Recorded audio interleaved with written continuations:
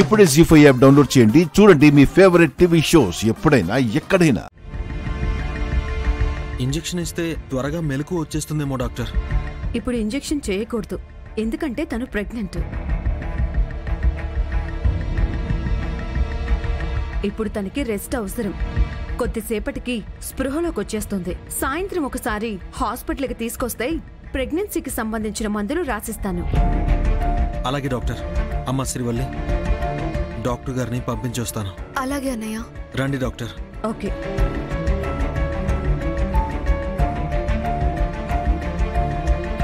ఇదిగో డాక్టర్. ఉంటానండి. సరే. అదేంటక్క, మెళ్ళో తాలిబట్టు లేదు, కాలికి మెట్టలు లేవు. డాక్టర్ ఏమో తన కడుపుతో ఉందని చెప్తుందేంటి? తను లేచి వివరంగా చెప్తే తప్ప ఏమీ తెలీదు. ఇంతకు ముందెప్పుడు చూడనే లేదు. మన ఊరికి ఎందుకొచ్చిందో. అన్నయ్య కాబట్టి ఇంటికి తీసుకురాగలిగాడు. ఇంకెవరి కంటపడ్డా ఏం జరిగేదో.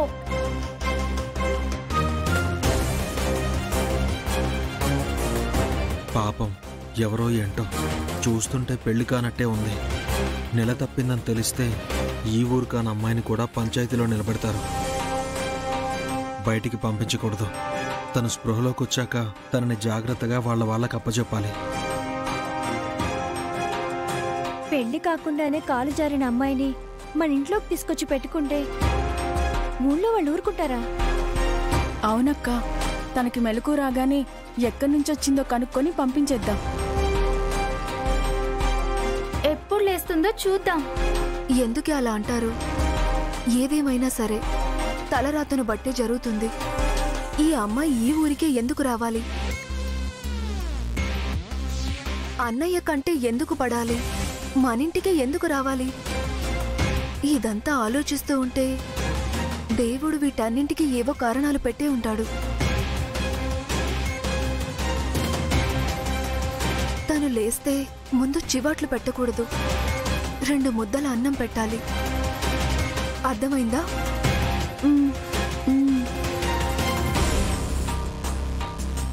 గంగా, రాత కూర్చోండి. శుభలేఖలు వచ్చాయి. అందరికీ పనిచేస్తున్నారు కూడా. నా పుట్టింటి తరపు వాళ్ళకి నా చేతులతో ఇవ్వాలని మొదటి శుభలేఖ నీకే ఇస్తున్నాను. తీసుకో. చాలా సంతోషం అత్తయ్య, శివ పెళ్లి పత్రికని నీ చేతుల మీదుగా తీసుకోవడం. నీకు హ్యాపీగానే ఉంటుంది, నాకు లోపల మండిపోతుంది నా పెళ్ళంటే. అత్తయ్య మాటలు వినిపిస్తున్నాయి. శివ కూడా వచ్చినట్టుందక్క. అవును, శ్రీవల్లి వాళ్ళేరే కనిపించట్లేదు. గదిలో ఉన్నారత్తయ్య. ఆహా. బావా, ఒక్క నిమిషం. ఇప్పుడే వస్తానత్తా. ఎవ్వరికీ ఈ అమ్మాయి మనింట్లో ఉన్నట్టు తెలియకూడదు. తనతో మాట్లాడి అన్ని వివరాలు తెలుసుకున్నాకే అప్పుడు గాని మనం ఏ నిర్ణయం తీసుకోలేం. అత్తయ్య వాళ్ళకి ఏం తెలియనివ్వకుండా ఉండండి. శివ, నీకిష్టం లేని పెళ్లి జరుగుతుందని ఇంట్లో వాళ్ళకి చెప్పకుండా ఆ పెళ్లిని ఎలాగైనా ఆపాలని రకరకాల ప్రయత్నాలు చేయడానికే నువ్వు బయటకు వస్తున్నావు అనిపిస్తుంది. ఏమంటావు? నువ్వన్నది కరెక్టే అంటాను. పెళ్లి ఆగాలి. అది నాదా నీదా ఇంకొకరిదా అనేది మాత్రం తెలియదు. హలో, నేనేం పెళ్లి చేసుకోవడం లేదు. ఇక్కడ 2 పెళ్లిళ్ళు జరుగుతున్నాయి. ఒకటి మా చెల్లిది, ఇంకొకటి నీది. ఏమో చెప్పలేమయ్యా. నీ జాతకంలో నీ చెల్లెల కంటే ముందే నీ పెళ్ళవుతుందని రాసి ఉందంట కదా. ఆ దేవుడు కూడా పొరపాటుగా రాశాడేమో, ఎవరికి తెలుసు. నేనైతే మా 4 చెల్లెళ్ళకి పెళ్లిళ్ళు అయ్యేంత వరకు ఆ ఆలోచన చేయకూడదు అనుకున్నాను. అయినా మా చెల్లి పెళ్లి పెట్టుకుని నా పెళ్లి ఎలా అవుతుందనుకున్నావు? నాకు పిల్లనెవరిస్తారు? ఇస్తే చేసుకుంటావా బావా? ఆ ఊరికే అడుగుతున్నాను. అయినా తలుచుకోగానే జరిగిపోయే తతంగం కాదు తలంబ్రాలు పోయడం అంటే. చెప్పలేం ఏ నిమిషానికి ఏం జరుగుతుందో. నువ్వైతే కొంత స్పీడ్గా వెళ్ళు. నాతో ముచ్చట్లు పెట్టుకుంటూ ఎద్దుల బండిలా నడపకు. స్పీడ్గా వెళ్ళు. సరే, గట్టిగా పట్టుకుని కూర్చో. హ్మ్.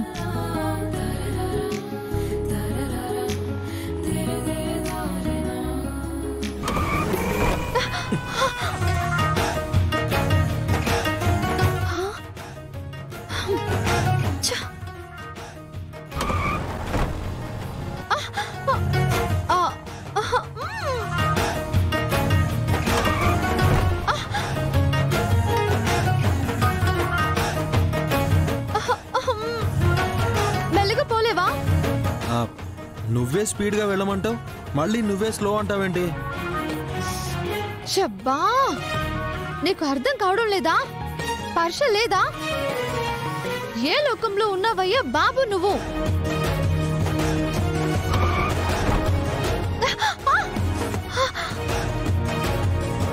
మీ చెల్లెలి పెళ్లికి ఆకాశమంత పందిరి వేయించాలని, ఘనంగా ఊరేగింపు చేయాలని కలలు కంటూ బండి నడుపుతున్నావనుకుంటా. బండాపు. ఏమైంది? ముందు బండాపు. ఆపు ఆపు ఆపు ఆపు ఆపు ఆపు. ఏమైంది? నీకు చెప్తే అర్థం కావట్లేదు స్వామి. ఒకసారి వెనక కూర్చో, నేను నడుపుతా, అప్పుడు నీకు అర్థం అవుతుంది. రా, దిగు.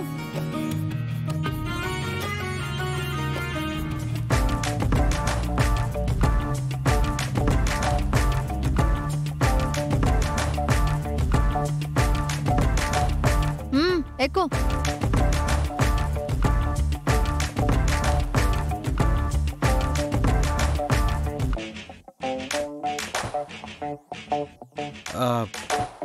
నడపగలుగుతావు కదా?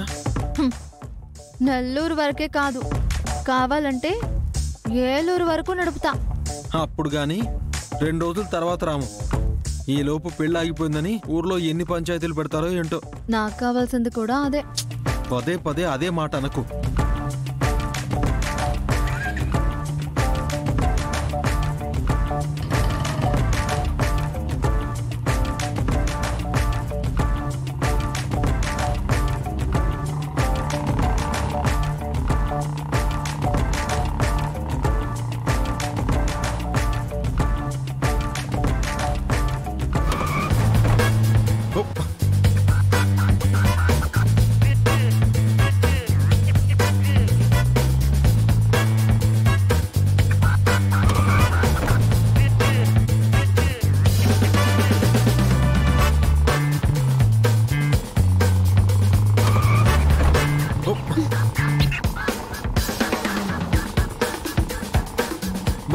మెల్లగా.